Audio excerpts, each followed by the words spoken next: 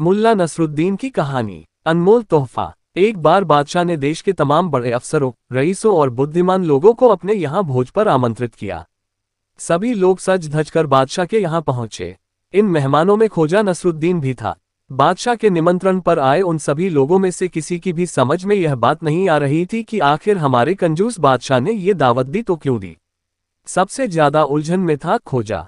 बादशाह के यहाँ दावत पर पहुंचे सभी लोग ये देखकर हैरान थे कि बादशाह ने उन्हें बुलाया है तो शायद इसलिए कि वह उन्हें खिला पिलाकर कई महीनों तक नए नए बहानों से नए नए टैक्स लगाकर उनसे दावत की कीमत वसूल कर लेगा। लेकिन ख्वाजा के पास तो एक गधे के अतिरिक्त और कोई पूंजी भी नहीं है।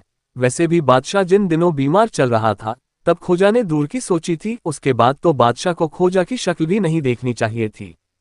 खैर, दस्तरखान बिछे, सबने छककर भोजन किया, दिकारें ली और रवानगी की तैयारियां करने लगे।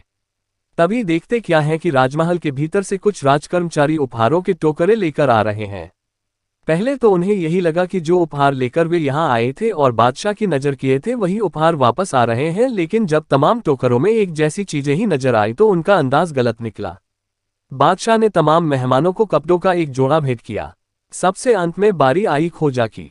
उसे भी एक जोड़े कपड़ा भेंट किया गया, लेकिन ख्वाजा को दिया गया जोड़ा बाकी तमाम जोड़ों से एकदम अलग था।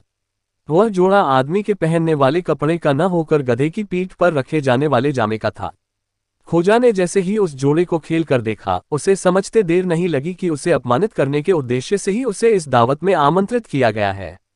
सबके सामने बादशाह ने उसे यह जताने की कोशिश की है कि वह एक जोड़ी कपड़े के लायक भी नहीं है।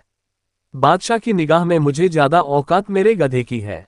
फिर इससे पहले कि वहां मौजूद मेहमान ख्वाजा की हंसी उड़ाए, ख्वाजा ने हंसते हुए कहा, मेहरबानो, आप सब देख रहे हैं कि बादशाह हुजूर मुझे आप सबसे ज्यादा पसंद करते हैं, इसीलिए उन्होंने आप सबको तो बाजार में मिलने वाले आम रेशम के कपड़े का जोड़ा दिया है, लेकिन मुझे तो उन्होंने स्वयं का जमा ही भेंट में दे दिया है। ख्वाजा की बात सुनकर वहां उपस्थित सभी मेहमान ठहाके लगाकर हंसने लगे, लेकिन बादशाह के चेहरे पर जैसे कालिख ही पुत गई।